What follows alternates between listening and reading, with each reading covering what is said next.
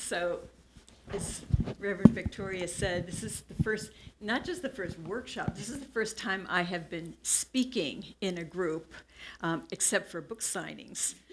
Since I did not retire, I stepped away from leading a church. Let me be very clear. There is nothing retired about me. You can check with my husband, he will confirm. So I am so thrilled that this gets to be the place and that so many of you are here, and I can just feel the love and the crackling energy that is in the room.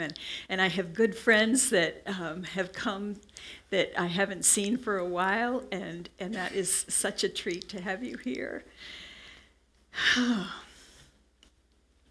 I'm talking about the power of the word today. And as I was listening to the Cat Stevens song, Morning Has Broken, earlier, there was that line about how it has sprung from the word. And somehow, I mean, I'm a child of the 60s. I have sung that song a lot. And I never noticed that particular line before. And as I was listening to it, I thought, yeah, that's exactly it. Everything springs from the word. In the Gospel of John, it starts out with, in the beginning was the Word. And the Word was with God. And from that came everything that is. That's where it all begins. And the Word is more than just a word. The Word is a concept that means the allness. It's the expression of the allness. Whatever the word is that you love for that allness, and there are so many words. There are so many words. But the idea that we can only nibble at the corner of understanding is that there's nothing else. It's just that. And that allness that just, it's busy being. It just bees. And from that comes the expression. It needs to express itself. And so everything that is expressed is of that, and so it has all those qualities. There's Emma Curtis Hopkins. How many of you have heard of her? Okay, good. So the rest of y'all need to check her out. She is this amazing woman from the 1800s. She was a student of Mary Baker Eddy. And she was somebody who was a powerful, powerful healer. People got rid of diseases. They did all the ways that you could be healed. They experienced that in her presence. And she started a school of her own. At some point, she and Mary Baker Eddy parted ways, and she started a school. And you know who her students were? Charles and Myrtle Fillmore. Also, Ernest Holmes, if some of you know CSL. Basically, all the people that were starting various little branches of New Thought studied with Emma Curtis Hopkins. And her essential message was, it's all good. There's nothing else. Everything else that appears to be is pure illusion. Have you heard that in any of your teachings? Yeah, maybe Unity has said that, maybe Course in Miracles. There are so many places that you will get that message because it's truth. And yet, it's hard for us to believe that. We look at all the stuff that is going on, and you're calling that good? I don't think so. But that's because it's good as the world measures good. It's not as the one that is only good. And then it comes into expression. and something, as they say, gets lost in translation. This is something I wrote I have lots of journals, but this was one for studying Emma Curtis Hopkins and kind of putting in my own words what I was taking in from her, because this is actually part of the early teachings, that you not only need to read about it and pray about these teachings, you need to write it. You need to write in your own words what you are understanding so that you integrate it in a way that you cannot otherwise. And it doesn't matter how good your handwriting or your spelling is. And I am authorizing you as a former English teacher to forget about the spelling and the writing, but write down what you are learning, because it helps to make it more in part of who you are. So this is something that I wrote. I am always and only. Do not trifle with ideas of another. I am you, and you are me. All that I am is all that there is.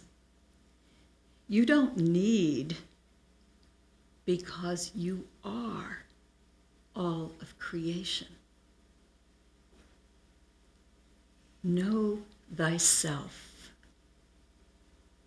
not the small version you are fond of expressing and claiming, but the allness, the I am. There is no other.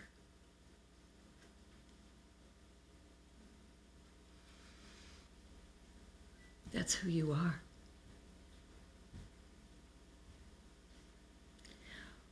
The words that we use, the words that we claim for ourselves matter. They matter so much. How we identify. Do you remember there was a point in the gospel where Jesus says to his followers, who do people say I am? And some of them said, well, they say you're John the Baptist or one of the prophets. They think you're a big deal, basically. They think you're someone holy that has come back. And he said, well, y'all know me. Who do you say I am? And that's Peter is attributed as saying, well, you're the Son of the living God. He is the spokesman for the acknowledgement that there is something so much more to what is going on in this human expression that we knew as Jesus. And Jesus, the whole point of why he was there was to say, whoa, look beyond appearances. Everything that you think you need is not out there, it's in here. You are so much more. He wasn't saying, put me up on a pedestal and worship me. He never said that. He never wanted that. He was saying, no, wake up. See who you are. See the power that is within you. That's what he was all about. And of course, the powers that be didn't want that getting around because they wanted to hang on to their power. But we tell ourselves things about ourselves that are lies. We do it all the time. We say, I can't do this. I'm not capable. I'm not worthy. I'm not good enough. I'm not lovable. All those I am statements Or we look in the mirror and we start insulting ourselves. And that's not truth. And why do we do that? We do that because of trauma that has started out when we were young. The very first trauma is we showed up in a human body. And we are not all that with the freedom of everything that is. And, most teachings say we did that voluntarily, despite, when we sit here and say, what was I thinking? We came into incarnation as these amazing beings of light that wanted to be part of the force that is moving through life as the big wake-up call. That's why we came.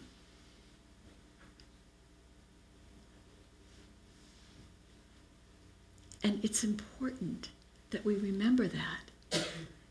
But as soon as we get into form, it's like we don't know how to do anything. We can't. I mean, if you're nursing a baby, it's like you have to teach them how to latch on and so that they can nurse. We don't know anything on the physical plane. We know everything on the spiritual plane, but we haven't yet begun tapping into how do we access that information. And so it's a journey we make. And as we're going through it, we have experiences, and some of them are brutal experiences. Some children are treated so mercilessly. Maybe some of the people in this room have had that experience. And you've somehow pulled yourself together. Other people didn't have that level of brutality, but they still had human parents. And if you've been a human parent, you know not every day was your best day. There are plenty of things you wish you could have a do-over, right? And some of those things take root. One of the stories in my book, my book is, it doesn't sound like, ooh, let me curl up with that book. It's all about trauma. It doesn't sound like it might be a fun read, but it actually has, well, I'm not going to use the word fun necessarily, but it actually has stories filling it. So there's a little bit of explanation that's peppered through it, but I'm kind of allergic to clinical, lots of information. I'm more of a story person, and so I filled it with stories of real people that I knew, and how they had healing experiences. So there's one guy that I am talking about in the book, and he had an experience when he was 7 years old, and he got a hold of a microscope, and he's looking at the microscope, and there's water under the microscope, and it's like, whoa, look at all this stuff that's in the water. Whoa, this is so cool. And he says to his mom, I'm going to be a scientist. You know what she said? Not with those grades, you're not. Okay. Human parents in the room, that would be one of those moments, hopefully, that you would later look back on and say, I'd like a do-over. Whether his mother did or not, I don't know. But he put away that microscope. He proceeded to go through life fulfilling her expectations of lousy grades. Only later in his adulthood, we were doing this hypnotherapy, and that's when this memory came up. He'd forgotten all about it. And yet now, he is in a profession involving water. And he is fascinated with water and how it works. And so there's something that despite the things that happen to us. There is something in us that is so alive and will carry us through if we can just connect with it. And even sometimes when we can't. But it works so much better when you connect with it. The power is in here. There's another place in the gospel where Jesus is out in the desert. He's been fasting for 40 days and 40 nights. Who knows? It means fullness, a long time. He was fasting for a long time. And in this state of fasting, he has the experience of the devil coming to visit him. And the devil is making some offers. He's offering him power. And this whole story represents being in a place where you think what you need is outside of you. He offers him bread. I'll turn these stones into bread for you, he says. What you need to survive is out there somewhere. That's the temptation of the devil. And then he said, just here, throw yourself off the ledge of the temple, and I'll make sure that you're caught up. In other words, the laws that apply to everybody else don't have to apply to you. You make a deal with me, I got you covered.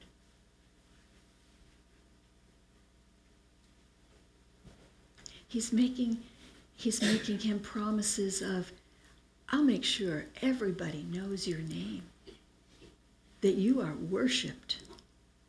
You will have all the followers, you will have all the friends, you will have merch. We'll put your name on a building. This is all external power. This is the promise that is made from the illusion of the outside world. There is no devil with cloven hoofs and a long tail. This is what artists do when they get a hold of these concepts.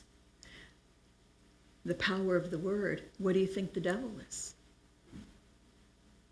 Is it evil incarnate that's walking around an equal power with God? Or is there, as the song says, only one power? Then what's the devil? Is it an adversary? That's what the word actually meant in the Bible. The adversary who's going to challenge you.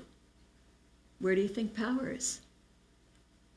Where do you think power is? Where are you getting weak? Are you remembering it's inside? The Irish I got to go to Ireland in the fall, and I'm from, that's my lineage, so it was really a treat. But this is a quote from an Irish folklorist. The devil is the dark matter at the heart of it. His presence in our stories is a necessary outlet for the darkness and chaos in the world. It also reminds us of our human ability to live with and despite the darkness and chaos, even when it comes from within us.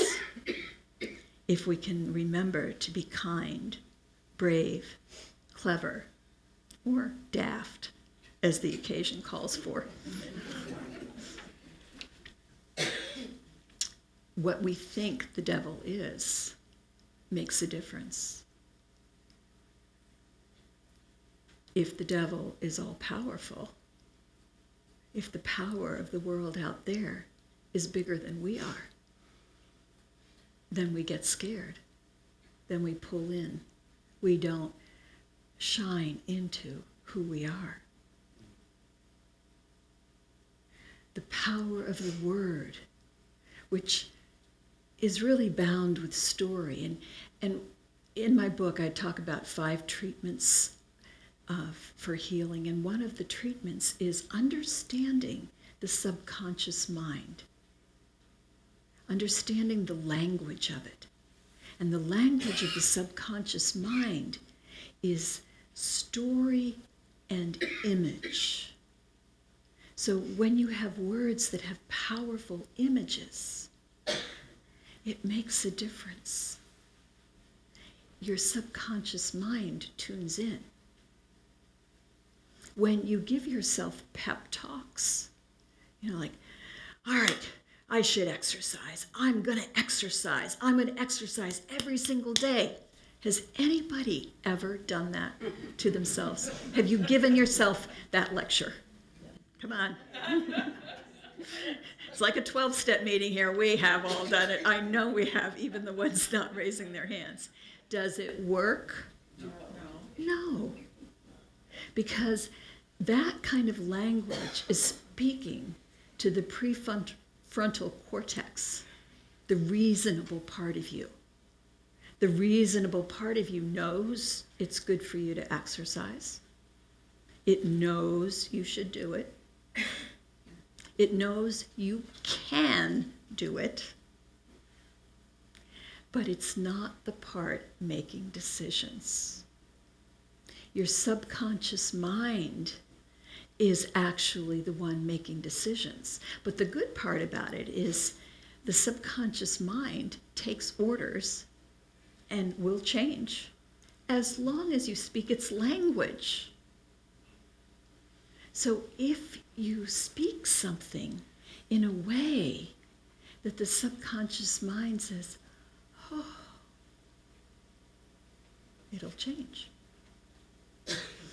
I want to share a story with you from my book. This is it's called Lilac Medicine. And this woman was somebody who I had worked with quite a bit, and she'd had such an abusive upbringing.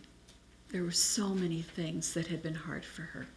And we'd done a lot of work, and things were a lot better for her. But she had come back to see me again like a couple years later and was having another difficult time. So we go into hypnosis to go back into her childhood or wherever this is that it's coming from. And the first thing she remembers is these beautiful lilac bushes that were outside her childhood window. I thought, wonder where this is going. And then she comes to a time where she was raised in a family where they went to church multiple days a week, and they hung out at the church hall, for a long time. And she wasn't the only kid in the family. But she had fallen asleep somewhere in the building, and her mother had gone home without her. And she woke up, and she was all alone in the dark. And of course she was scared. And I asked her, what is the child thinking? She's scared and alone. She's wondering, why did they forget me? So here's the key thing. When we ask ourselves questions, we always get answers. But they're not necessarily true answers. They're usually not in our favor. So the answer she got is because I'm no good and they don't like me. So that's what I call a story potion. It's something that got inside of her, and it became a formula for how she experienced the world. It was layered over on top of other experiences that she'd had. But what we talked about in the hypnosis thing was, well, you've been depressed. How's your thinking when you're depressed? Oh, it's not so good. And her mother was depressed, and she knew that. And so she was beginning to be able to form a new story. Oh, her mother was depressed. And just like me, when I'm depressed, she's not thinking clearly. Maybe she forgot because she wasn't thinking clearly. Maybe right now, while this child is scared, she's frantic. What has happened to my little girl? And so I asked her to speak to the child's self. And I want to just read this part because the language is so powerful. And I want you to listen to it, not as an observer of this is what happened to this gal, but listen to it as you, a message for you. Beautiful, sweet child, your mother loves you. She's not well and she forgets everyone and everything. She is scared right now because she doesn't know where you are. You are very important to her. You are important to the world. You are a beautiful lilac bush.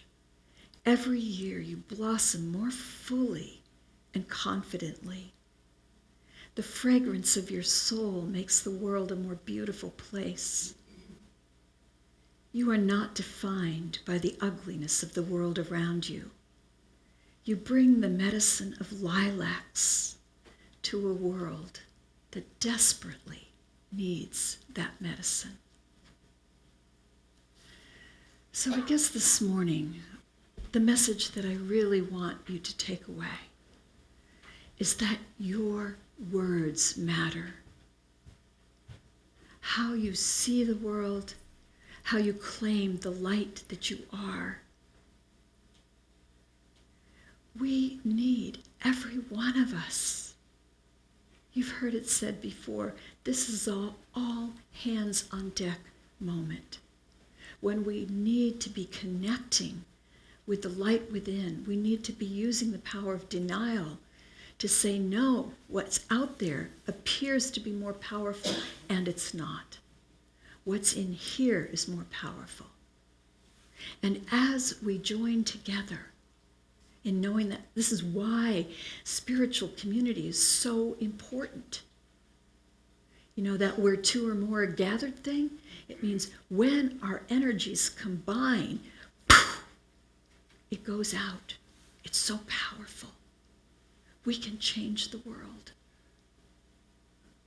Margaret Mead said, never underestimate the power of a small, committed group to change the world. It's the only thing that ever has. Those of us in this room, those of us listening online, wherever the camera is, we are the ones. We need to do this, and we need to do it together. So let's take that into meditation.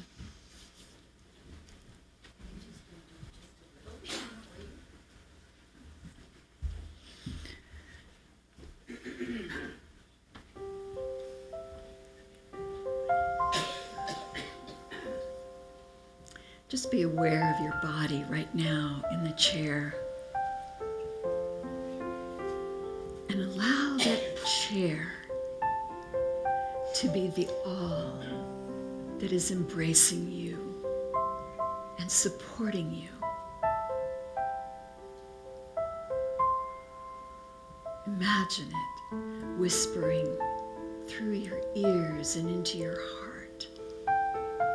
The voice of the great mother, the great father, saying, I've got you. Don't be afraid. You are mine. You are so necessary. I came into form as you because I couldn't express myself in that way without you. I can express myself in other ways with other people, but only you can be this aspect of me. I need you. I need you to know that you are love, that you are light. I need you to come from your heart and be courageous.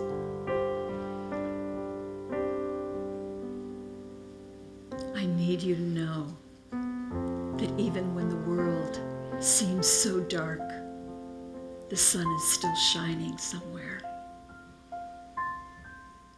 keeping everything alive. I need you to be my voice, my hands, my heart made visible.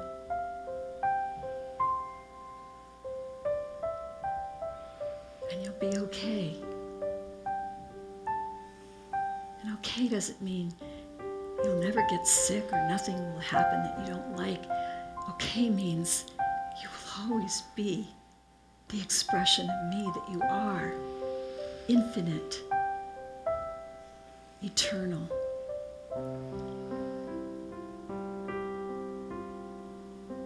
I love you so much. I always have. I always will. Even when you think you've screwed up, that's so 3D. I'm bigger than that, and so are you. I've got you. You're safe.